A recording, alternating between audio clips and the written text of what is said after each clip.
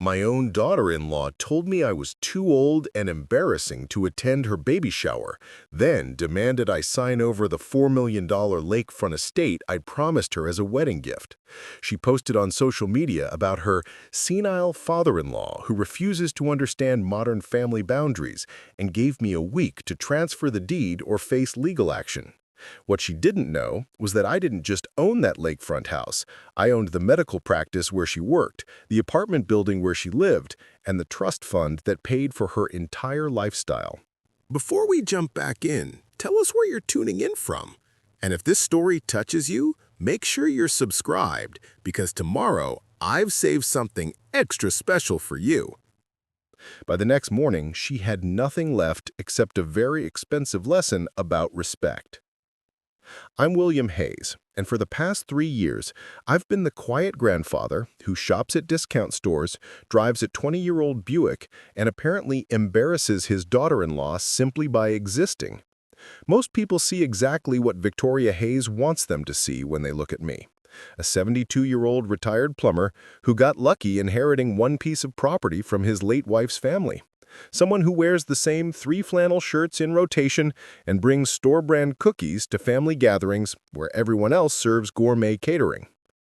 Victoria Hayes, 29 years old, pediatric nurse practitioner, social media influencer with 180,000 followers, and absolutely convinced that her husband's father is a burden on their upwardly mobile lifestyle. She married my son Daniel 2 years ago in a wedding that cost more than most people's houses, though she has no idea who actually paid for it. Daniel thinks his trust fund covered everything. Victoria thinks her parents contributed. Neither of them questioned where a retired plumber got the money to gift them a $4 million lakefront estate as a wedding present. The first warning sign came 8 months ago, when Victoria started referring to my weekly family dinners as obligation visits. She'd post Instagram stories during our meals, rolling her eyes with captions like, "Sunday family time with the in-laws," and "trying to be patient with the older generation." The comments from her followers were predictably harsh. "Girl, you're a saint for putting up with that. Old people just don't get boundaries anymore." Victoria would screenshot the worst ones and show them to Daniel, laughing about how her followers totally understood the challenges of dealing with difficult elderly relatives. The second sign came when she started suggesting I might be more comfortable in an assisted living community. This happened right after I'd mentioned wanting to update the lakefront house's kitchen for their growing family. "William, at your age, maintaining such a large property must be overwhelming," she said during a family barbecue. "Daniel and I have been researching some really nice senior communities, places where you'd have people your own age to talk to." She'd already printed out brochures. The cheapest option was $6,000 a month. She had no idea I could afford the most expensive place they offered without touching my investment portfolio. But the breaking point wasn't the condescension or the social media mockery or even the assisted living suggestions. It was what happened 3 weeks ago when Victoria announced her baby shower plans. She was 4 months pregnant with her first child, my first grandchild, and I was genuinely excited to celebrate this milestone with the family. "We're having the shower at the country club," she announced over dinner. "Catered lunch, professional photographer, about 60 guests. It's going to be absolutely perfect." She showed us photos on her phone from Pinterest. White and gold theme, elaborate floral arrangements, a dessert table that looked like it belonged in a magazine. I asked what I could bring or how I could help. Victoria exchanged a look with Daniel that I pretended not to notice. "Actually, William, Daniel and I have been talking, and we think it might be better if you sit this one out." I asked what she meant. "Well, it's mostly going to be my friends from work, college friends, other young mothers. The conversation topics, the activities we have planned, it's just not your thing." She was trying to sound considerate, but I could see the calculation in her eyes. I was the embarrassing elderly relative who would ruin her perfect aesthetic. Daniel, to his credit, looked uncomfortable. "Victoria, maybe we should reconsider. It's your grandchild too, Dad." But Victoria had already made up her mind. "Daniel, we've talked about this. Your father doesn't understand social dynamics anymore. He shows up in those terrible flannel shirts, he tells the same stories about fixing pipes, and he makes everything about himself. I'm not letting him turn my baby shower into a pity party for senior citizens. That night, I sat in my small apartment looking through the photo albums I keep in my bedroom dresser. Pictures of my late wife Margaret and me building our first house together in 1978. Pictures from when I started Hayes Property Development in 1985. The groundbreaking ceremony for the first medical plaza we built in 1992. The ribbon cutting when we opened the Hayes Medical Center in 1998.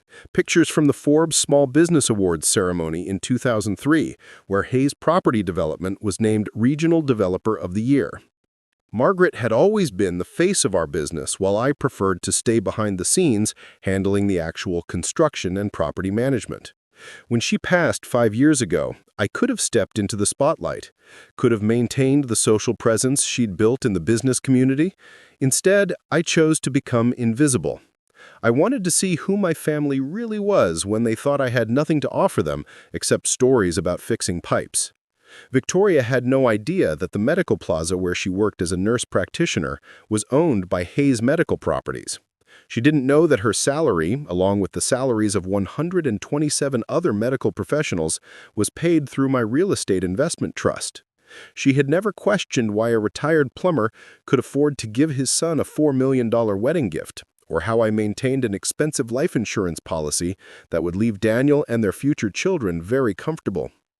The morning after the baby shower conversation, I called my attorney, Patricia Morrison, who had been handling Hayes Property Development's legal affairs for 23 years. Patricia, I need to accelerate some property transfers we've been discussing. How quickly can we execute a complete portfolio restructuring? She asked what prompted the urgency.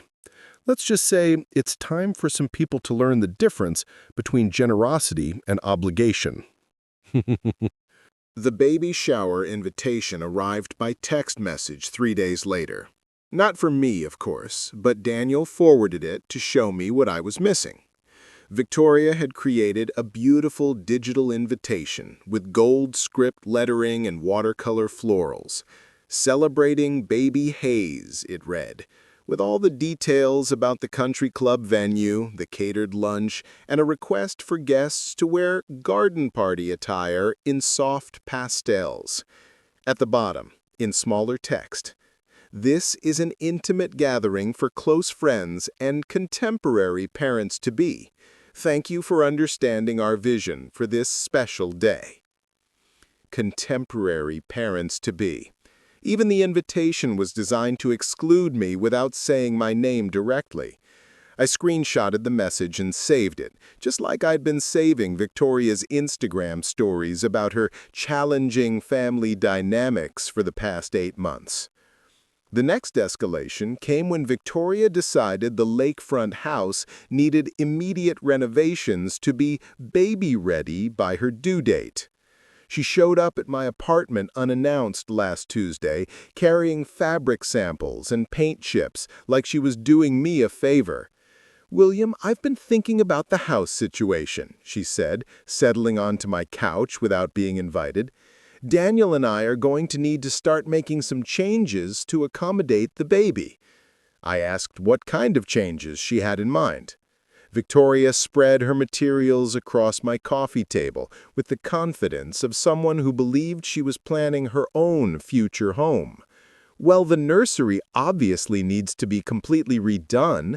That guest bedroom with the outdated wallpaper just won't work for a modern child space.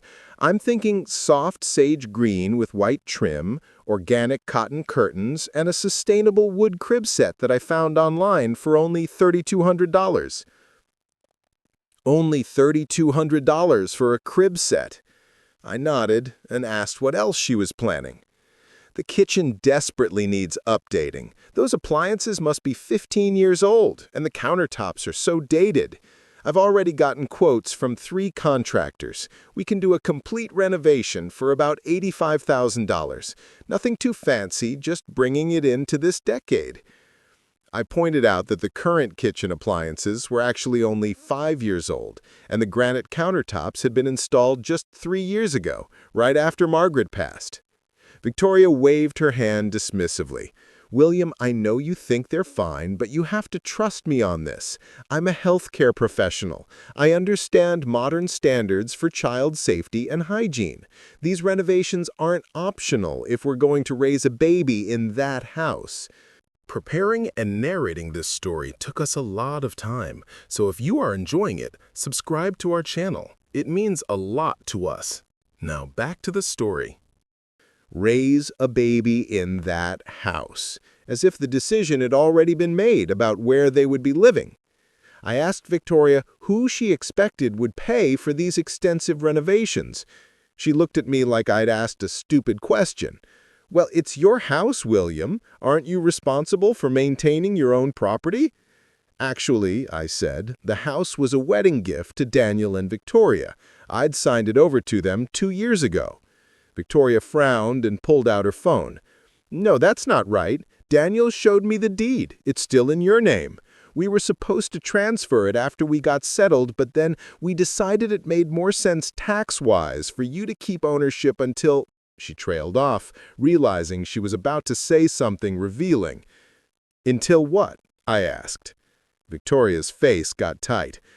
Until it makes sense financially. Daniel's accountant said there might be inheritance benefits if the property stays in your name for now.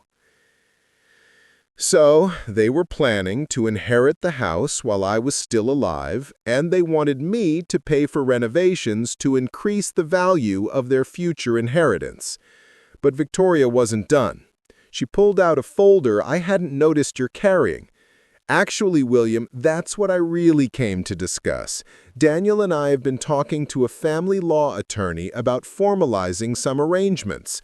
She handed me a document with legal letterhead from Morrison, Wade & Associates. I recognized the firm name, but not the specific attorney. The document was titled Property Transfer and Care Agreement. I read through it carefully while Victoria watched me with barely concealed impatience. The language was dense, but the meaning was clear. I would immediately transfer full ownership of the lakefront property to Daniel and Victoria, along with a $200,000 renovation fund and $5,000 monthly maintenance stipend. In exchange, they would provide appropriate oversight of my living situation and healthcare decisions as I age. Oversight of my living situation and healthcare decisions. They wanted to pay me to control my life. I asked Victoria to explain what appropriate oversight meant.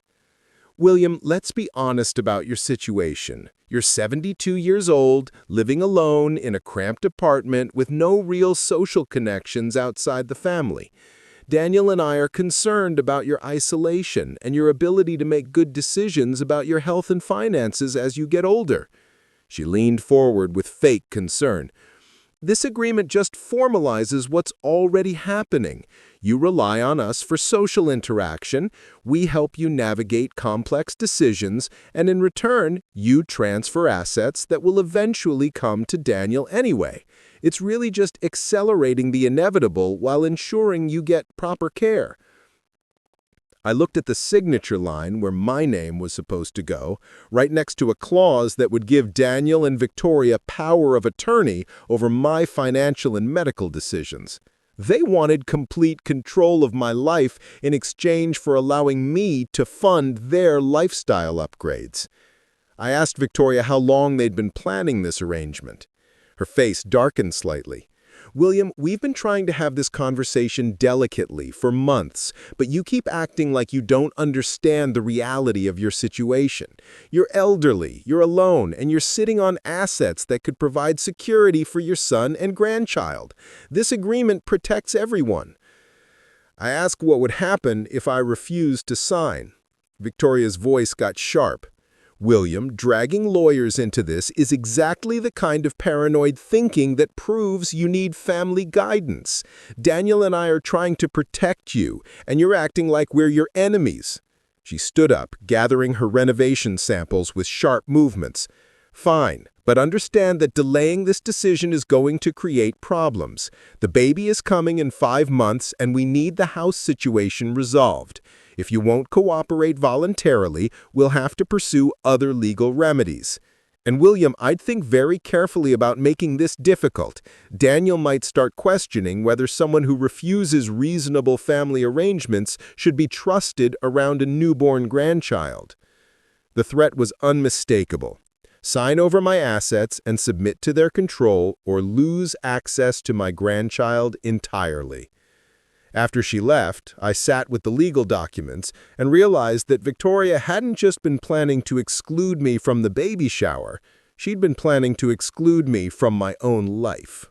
The baby shower happened on a beautiful Saturday morning in May. I wasn't there, of course, but Victoria made sure I knew exactly what I was missing. She posted Instagram stories every 15 minutes, starting at 10 a.m. The country club's garden terrace decorated in white and gold, 60 women in pastel dresses sipping mimosas, a dessert table that looked like it belonged in a wedding magazine, professional photos of Victoria in a flowing lavender dress, surrounded by gift boxes and flower arrangements that probably cost more than most people spend on groceries in a month. But it was the captions that really told the story. "Celebrating this little miracle with my chosen family," she wrote over a group photo of her friends. "So grateful for the people who truly understand this journey." Another story showed her opening gifts with the caption, "When your tribe shows up to support your dreams." The message was clear to her 180,000 followers. This was her real family, the people who mattered, the ones who belonged in her perfect world. I was at home reading a book when Daniel called me around 2 p.m. I could hear the party noise in the background, laughter and conversation and clinking glasses. "Dad, I just wanted to check on you," he said quietly. "Make sure you're okay with everything." I told him I was fine, just enjoying a quiet afternoon. "Dad, I feel terrible about this. Mom would have wanted you there. Margaret would have been furious about the whole situation." But I didn't say that to Daniel. "It's Victoria's Day," I said. "She should have it exactly how she wants it." Daniel was quiet for a moment. "Dad, some of Victoria's friends were asking about you, wondering why you weren't here. She told them you were having health issues and couldn't travel." Health issues that prevented me from traveling 20 minutes across town. I added this creative explanation to my growing collection of Victoria's public lies about my circumstances. The real breaking point came that evening, when Victoria and Daniel stopped by my apartment. Victoria was still glowing from her perfect day, wearing her party dress and carrying a small gift bag. "William, we brought you a piece of the cake," she said, setting the bag on my counter like she was delivering charity to a shut-in. "And I have something exciting to show you." She pulled out her phone and opened her Instagram analytics. "Look at this, William. The baby shower posts got over 50,000 likes and 800 comments. 3 different parenting brands reached out about sponsorship opportunities. This event is literally launching my influencer career to the next level." She scrolled through comments from her followers. "Goals. Your shower was perfection. Can't wait to see nursery content. You're going to be such a stylish mom." Daniel looked uncomfortable, but Victoria was just getting started. "And the best part, William, is that all these brands want to partner with me for nursery content. They want to feature the baby's room, do product placements, maybe even a whole series about designing the perfect family home." She showed me direct messages from companies offering paid partnerships worth thousands of dollars. "Which brings me to what we need to discuss," Victoria continued, sitting down across from me.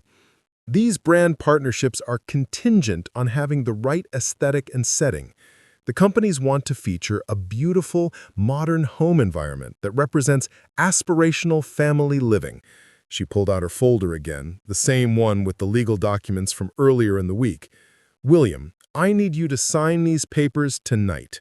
The brands want to start filming content next month, and I can't have uncertainty about the housing situation hanging over everything."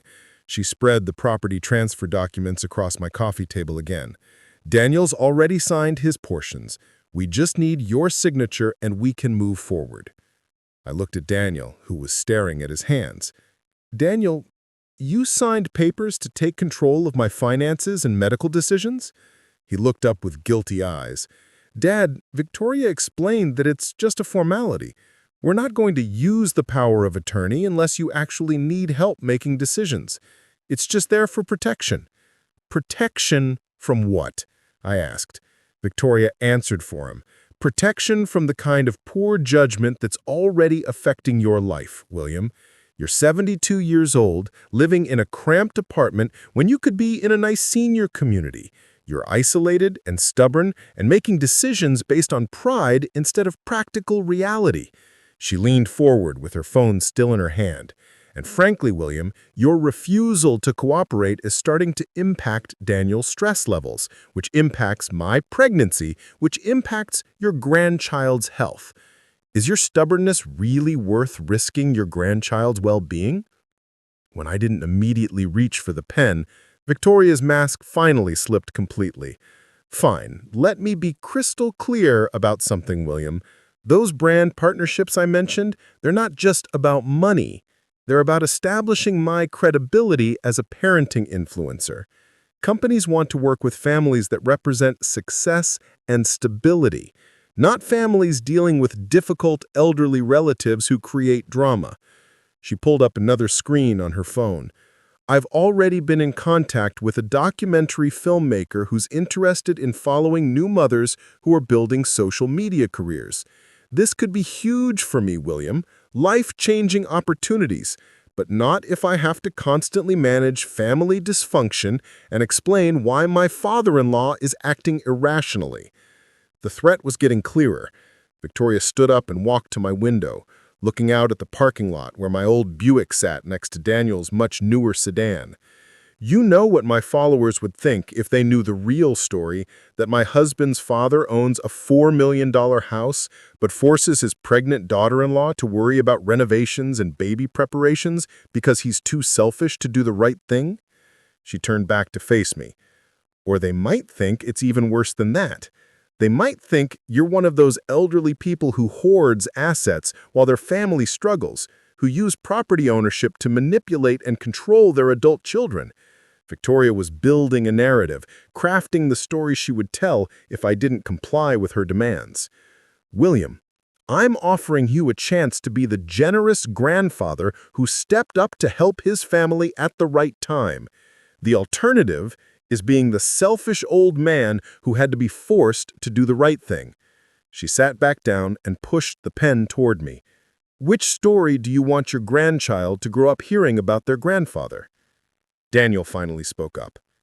Dad, maybe we should just sign the papers. Victoria's right that it would eliminate a lot of uncertainty, and we really do need to start preparing the house for the baby.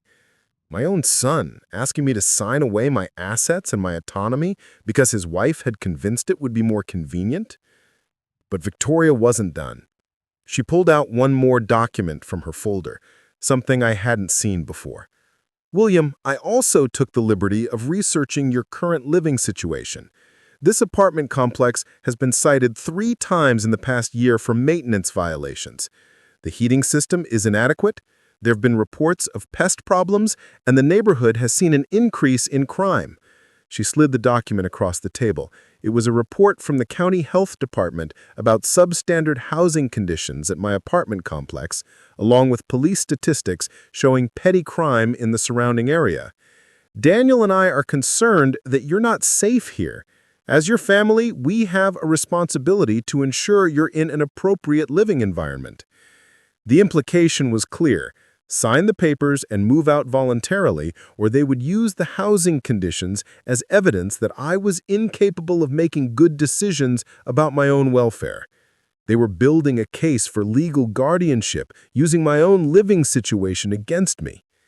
Victoria, I said quietly, what happens if I refuse to sign these papers? She exchanged a look with Daniel, then pulled out her phone one more time. On the screen was a draft Instagram post she hadn't published yet. The photo showed the beautiful baby shower setup, but the caption was different from what she had posted earlier. Grateful for my chosen family today, especially during difficult times. Sometimes loving someone means making hard decisions about their care, even when they resist help. Prayers appreciated as we navigate family challenges involving aging and stubbornness. Hashtag family first. Hashtag difficult decisions. Hashtag prayers needed. Victoria looked at me steadily. William, I have 180,000 followers who trust my judgment and care about my well-being. If you force me to pursue legal guardianship proceedings, I won't be able to keep those proceedings private. My followers will want to understand why I'm dealing with family stress during my pregnancy. She was threatening to weaponize her social media platform against me, to turn 180,000 strangers into a mob that would pressure me to surrender my independence. The baby shower had just been the beginning. Victoria was prepared to wage a public campaign to force me into compliance. You have until Monday morning to sign these papers, William. After that, Daniel and I will have to pursue other options, and those options won't be as private or comfortable for any of us. She stood up and kissed Daniel on the cheek. Come on, honey, let's go home and let your father think about what's best for everyone. After they left, I sat alone with the legal documents and realized that Victoria hadn't just excluded me from celebrating my grandchild, she was trying to exclude me from my own life entirely.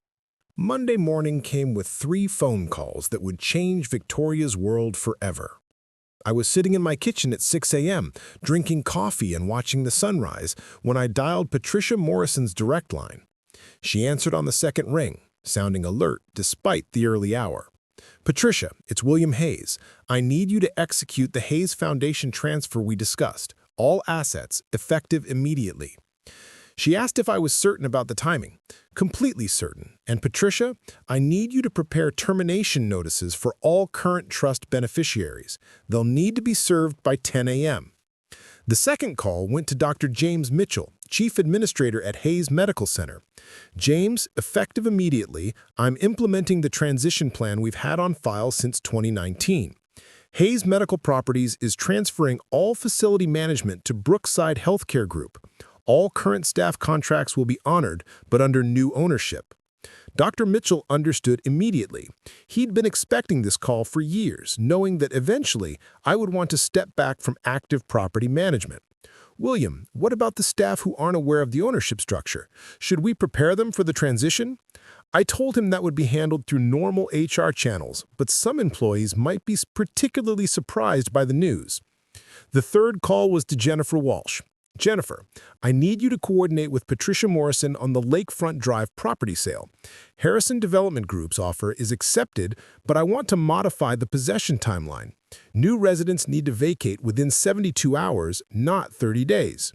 Jennifer reminded me that such a rapid eviction might be legally challenging. Jennifer, check the lease agreement. You'll find that the current residents have been living there rent-free under a verbal family arrangement. Legally, they're guests who can be asked to leave at any time. By 7 a.m., the machinery was in motion.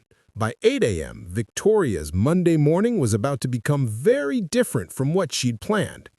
I was drinking my second cup of coffee when Daniel called, sounding confused and panicked. Dad, I just got a call from the bank. They're saying there's a problem with my account, something about a trust fund that's been closed. I told him I'd be happy to explain everything if he and Victoria would meet me at Hayes Medical Center at 10 a.m. Why there? Daniel asked. Because it's easier to show you than tell you, I said. Victoria arrived at the medical center looking annoyed and impatient. She was carrying the legal documents from Saturday night, clearly expecting this meeting to be about my surrender. William, I hope you're ready to be reasonable about this, she said as we walked through the lobby. Daniel and I have been patient, but we can't keep accommodating your stubbornness indefinitely. I led them to the elevator and pressed the button for executive floor. Victoria looked around the elegant lobby with the marble floors and crystal chandeliers. This place is so fancy. I can't believe they waste money on this kind of decor when they could be investing in patient care. She had no idea she was critiquing my interior design choices from the building renovation 3 years ago. When the elevator opened on the 7th floor, Dr. Mitchell was waiting for us. "Good morning, Mr. Hayes," he said formally. "The conference room is ready for your meeting." Victoria looked confused. "Why is the administrator calling you Mr. Hayes, and why do you have access to executive conference rooms?" Dr. Mitchell gestured toward the conference room doors, which bore a brass nameplate I'd never mentioned to my family. Hayes Medical Center Board of Directors. Victoria read the nameplate and frowned. William, why does this room have the same last name as us? I opened the doors and invited them to sit down. The conference room walls were lined with framed photographs and awards. Hayes Property Development groundbreaking ceremonies from 1985 to 2018. Photos of Margaret and I cutting ribbons at medical facility openings across 3 states. The Forbes Small Business Award from 2003. Chamber of Commerce Developer of the Year plaques from 2007, 2011, and 2015. And prominently displayed behind the head of the table, the original incorporation documents for Hayes Medical Properties, dated 1987.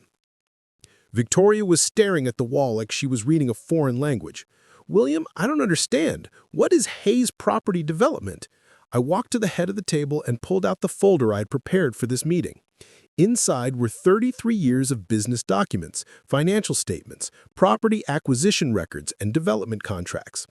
Hayes Property Development is the company I founded in 1985. We specialize in medical facilities, professional office buildings, and residential properties.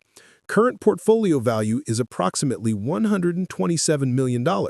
Victoria's mouth fell open. Daniel looked like he'd been hit by lightning. I opened the first document.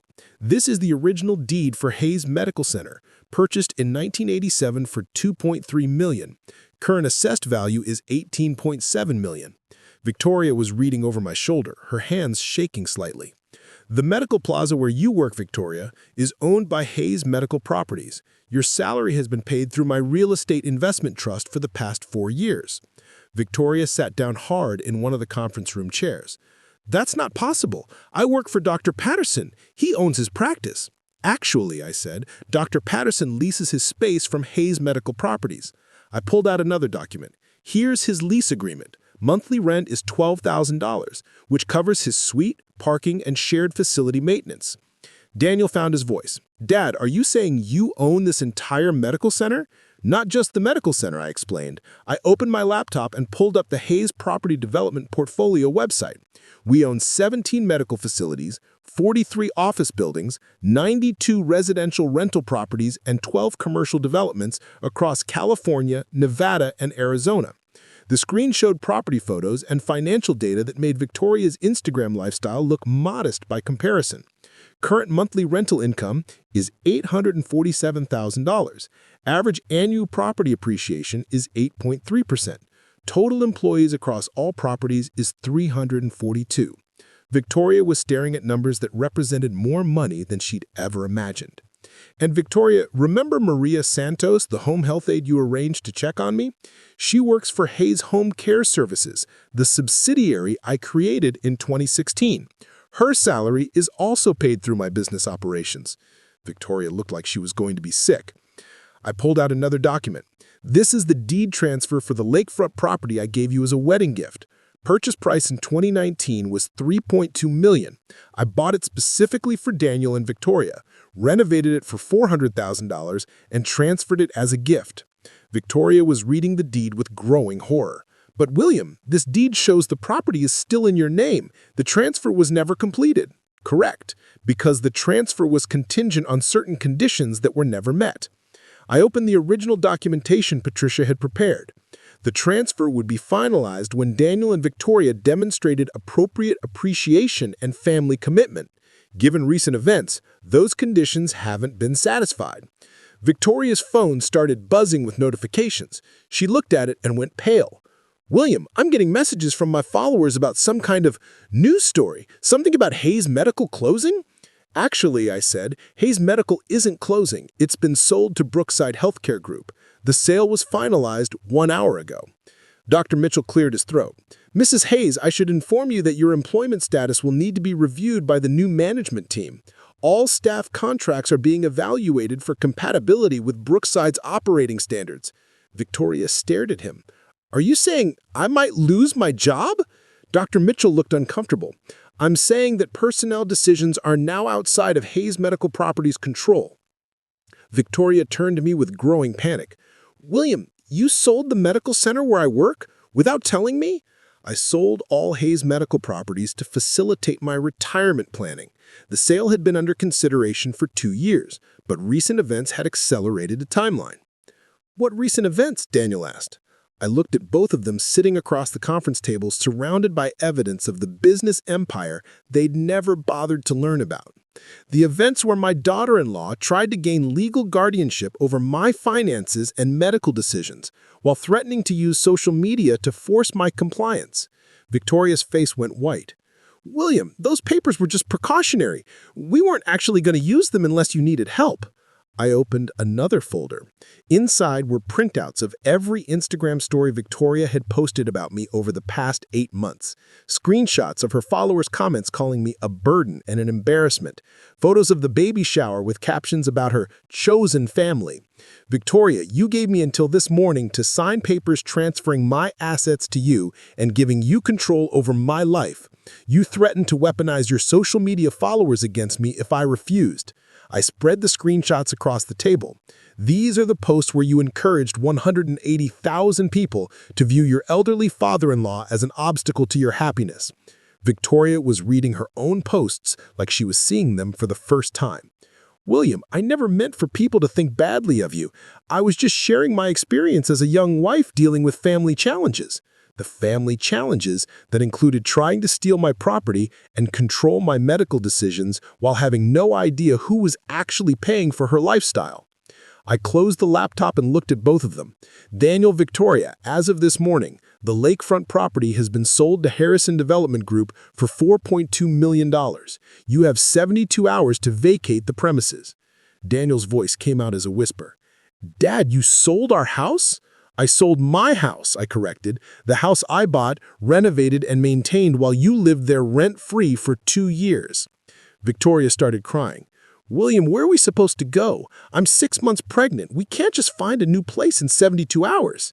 I suggested they might want to contact their attorney about emergency housing options, since they'd been so confident about pursuing legal remedies to our family situation. Dr. Mitchell quietly excused himself from the meeting.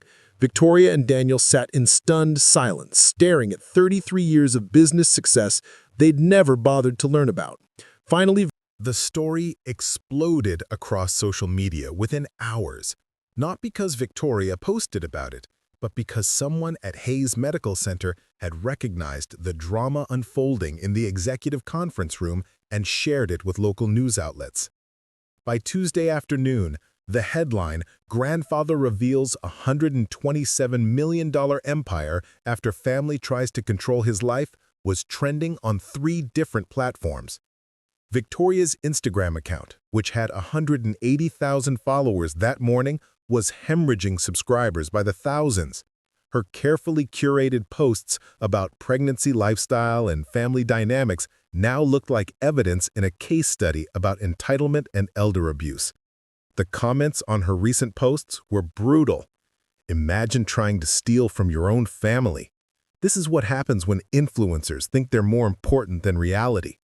Your poor father-in-law was probably laughing at your $200 Target hauls while sitting on a $127 million fortune. But the real devastation was practical, not social. Victoria and Daniel had 48 hours left to vacate the lakefront property, and Victoria's job at Hayes Medical Center had been terminated during the ownership transition. Daniel's trust fund, which had been providing their monthly living expenses, had been dissolved when I transferred all assets to the Hayes Foundation.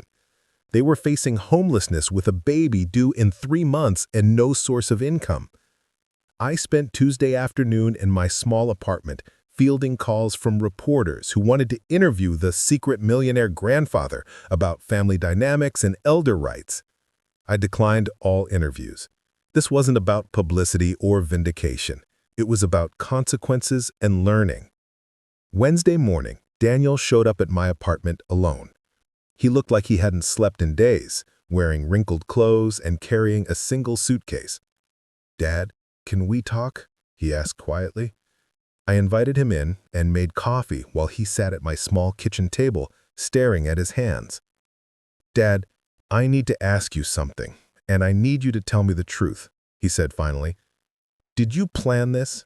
Did you let Victoria and me make fools of ourselves so you could humiliate us publicly?" I sat down across from him with 2 cups of coffee. "Daniel, did you plan to take control of my finances and medical decisions?" He winced. No, I mean, Victoria said it was just paperwork, protection in case you ever needed help making decisions. She said most families do this kind of planning. When did he start thinking I needed help making decisions? Daniel was quiet for a long time. When Victoria started pointing out things, how you lived in this small apartment, drove that old car, wore the same clothes all the time. She said it was signs of cognitive decline or depression. And he believed her without ever asking me directly about my circumstances? Daniel, in 33 years of building Hayes Property Development, did you ever once ask me about my work, my plans, my goals, my financial situation? He shook his head slowly. I thought you were a plumber. You always talked about fixing things, working with your hands. I never thought... He trailed off. You never thought your father could be successful unless success looked like what Victoria's Instagram followers would recognize. Daniel started crying then, quietly, like he'd been holding it in for days. Dad, I'm so sorry. I should have asked. I should have protected you from Victoria's demands instead of going along with them. I asked him where Victoria was now. Staying with her parents in Sacramento. She's telling everyone that you're having some kind of mental health crisis, that the business sale was an impulsive decision you made because you were angry. So Victoria was still trying to control the narrative, still trying to make herself the victim of my supposedly irrational behavior. Daniel, what do you think? Do you think selling my business was impulsive? He looked around my small apartment, really seeing it for the first time. The simple furniture, the stack of library books on the counter, the single coffee cup in the sink. Dad, you've been living like this by choice, haven't you? You could have had anything you wanted, but you chose this. I chose to live simply because I wanted to understand what mattered to my family when they thought I had nothing else to offer. And what did you learn? Daniel asked. I learned that my son was willing to sign papers giving his wife control of his father's life because it was easier than standing up to her demands. Daniel put his head in his hands then. Dad, I don't know how to fix this. I don't know how to make this right. I asked Daniel what he thought making it right would look like. I don't know. Apologizing seems like not enough, and I can't undo what Victoria said or what we tried to do.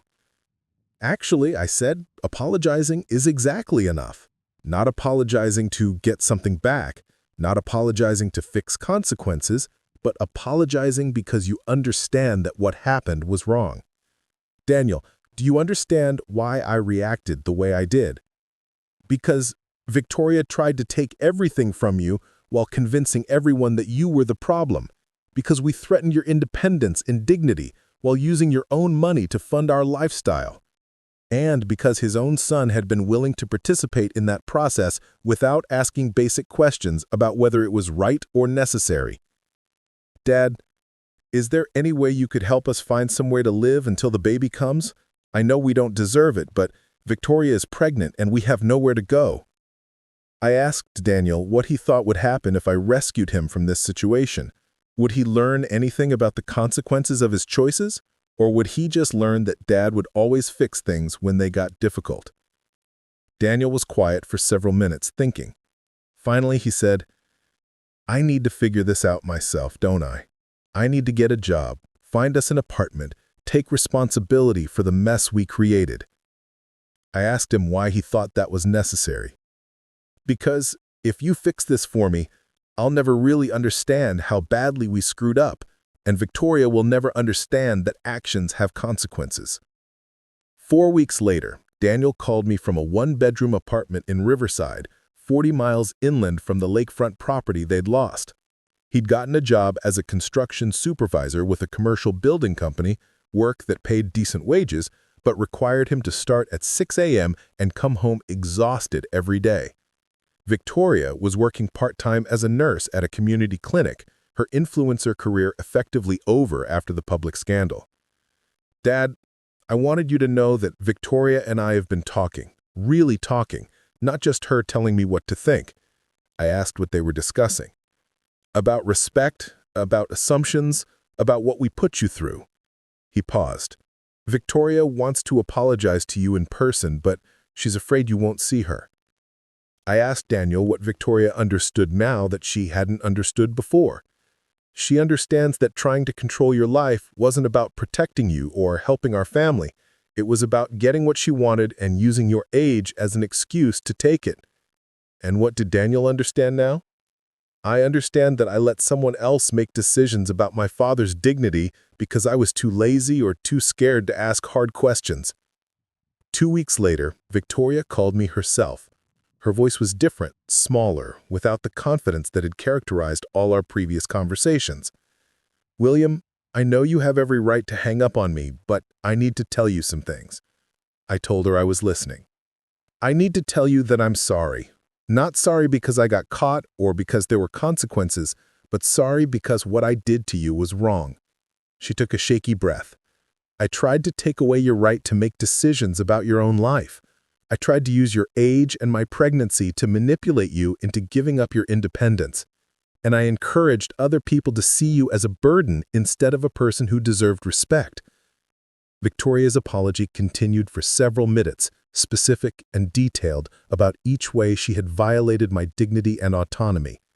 When she finished, I asked her what she'd learned from the past 2 months. She learned that respect isn't something you earn by having money or social media followers. It's something you show to people because they're human beings who deserve to control their own lives. She paused. "And William, I learned that everything I thought made me successful, the followers and the brand partnerships and the perfect lifestyle, all of that disappeared the moment people saw who I really was underneath. But you kept your dignity even when I was trying to take it away from you." 6 months later, Victoria gave birth to my granddaughter, Emma Rose Hayes. Daniel called me from the hospital with photos and the news that both mother and baby were healthy. 3 days later, they brought Emma Rose to meet me in my small apartment. Victoria looked tired but genuinely happy, holding my granddaughter in a simple cotton dress instead of the designer outfits she'd once preferred. "William, we want you to know that we've set up a college fund for Emma Rose," Victoria said quietly. "We're contributing $200 a month from our own paychecks. It's not much, but it's ours." She looked at me directly. "We want her to learn that value comes from what you contribute, not what you inherit." I held my granddaughter in my arms and looked at my son and daughter-in-law, both of whom had spent 6 months learning to live on what they earned instead of what they expected. They looked older, more tired, but also more genuine than I'd ever seen them. "Victoria, Daniel, would you like to have dinner next Sunday? Nothing fancy, just family time." Victoria smiled, a real smile this time. "We'd love that, William. Can we bring anything?" I told them to just bring themselves and Emma Rose. After they left, I sat in my small apartment holding the photo Daniel had taken of me meeting my granddaughter for the first time. Tomorrow, I would call Patricia. Up next, you've got 2 more standout stories right on your screen. If this one hit the mark, you won't want to pass these up. Just click and check them out. And don't forget to subscribe and turn on the notification bell so you don't miss any upload from us.